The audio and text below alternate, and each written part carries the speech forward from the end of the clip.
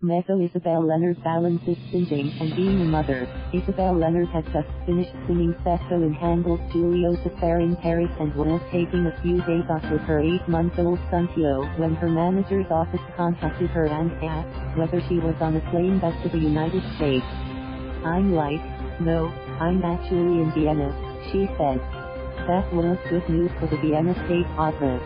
The performer scheduled to play Cherubino had gotten sick, and the company wanted the mezzo-soprano to make an unscheduled debut that night in Mozart's Nozze di Figaro. "I just need to find a babysitter," Leonard said. 3 days after her 29th birthday in February 2011, Leonard rushed through a women rehearsal that lasted about 30 minutes per act just as hot water. "It's an instant opera," she said with a chuckle. She took the Staatsoper stage hours later in a cast that included Luca Pisaroni, Erwin Schrode and Dorothea Rothman. Such has been the life of Leonard, a 2-time Grammy winner and, at 37, a single mom and a sought-after singer. After starring in 3 productions at the Metropolitan Opera this season, she appears at Carnegie Hall on Monday night in an all-French program for new music director Yannick Nézet-Séguin.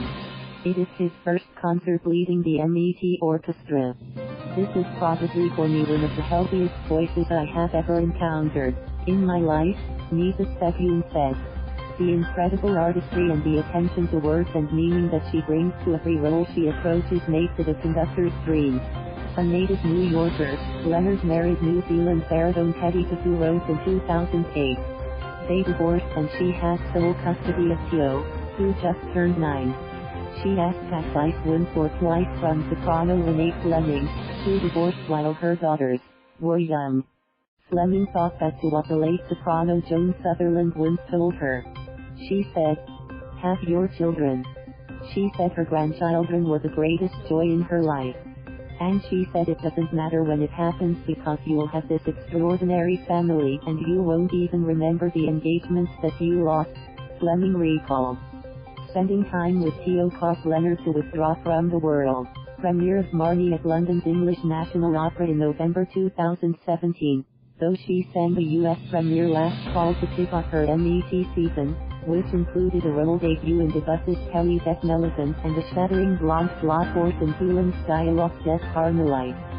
She's one of our major artists who we plan to be closely connected to for the seasons to come, MET General Manager Peter Gelb said, mentioning the role of Octavian in Strauss der Rosenkavalier as a future appearance. Growing up in Manhattan, Leonard studied ballet. She attended LaGuardia High School of Music and Art and Performing Arts and earned bachelor's and master's degrees at Juilliard.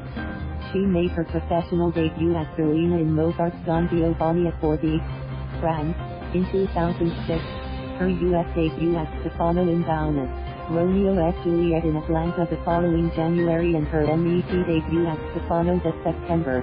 Leonard has received notable notices in Mozart, Rossini and other composers of the central repertory, and she has impressed in contemporary operas that included Marnie, Thomas Eddy's The Tempest and Jennifer Higdon's Cold Mountain.